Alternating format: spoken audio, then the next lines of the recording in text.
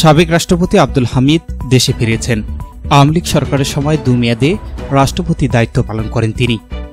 গতকাল রোববার দিবাগত রাত 1:45টার দিকে আব্দুল হামিদ থাইল্যান্ড থেকে রাজধানীর হজরত শাহজালাল আন্তর্জাতিক বিমানবন্দরে পৌঁছান।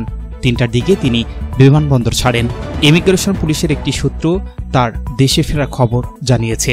তার সঙ্গে ছিলেন ছোট ছেলে রিয়াদ আহমেদ ও শ্যালক ডাক্তার নওশাদ খান। আজ সোমবার সকালে হজরত শাহজালাল আন্তর্জাতিক বিমানবন্দরের নির্বাহী পরিচালক group captain SM Ragib Samad বলেন, আব্দুল হামিদ সাধারণ যাত্রীর মতোই দেশে এসেছেন। বিমানবন্দর কর্তৃপক্ষ সূত্রে জানা যায়, উড়োজাহাজ থেকে হুইলচেয়ারে করে আব্দুল হামিদকে নামিয়ে আনা হয়।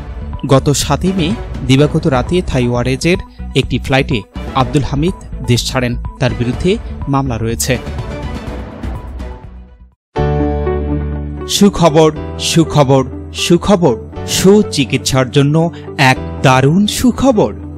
আপনি কি যৌন, চর্ম, অর্শ, টনসিল, টিউমার, প্যারালাইস, হাঁপানি, বন্ধ্যাত্ব, অর্শ, পিত্তপাথর, মূত্রপাথর, স্তন ক্যান্সার, জরায়ু ক্যান্সার, গনোরিয়া, স্বাস্থ্যহীনতা, জন্ডিস, জটিল ও কঠিন রোগে ভুগছেন?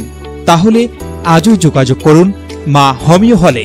চিকিৎসা প্রদান করছেন ডাক্তার হাফেজ মাওলানা মোহাম্মদ মশিউর রহমান। বিশেষ দ্রষ্টব্য, এতিম ও অসহায় রোগীদের ফ্রি চিকিৎসা করা হয়। ঠিকানা সুন্দরপীর বাজার, চণ্ডীপুর ইউনিয়ন, পার্বতীপুর, দিনাজপুর।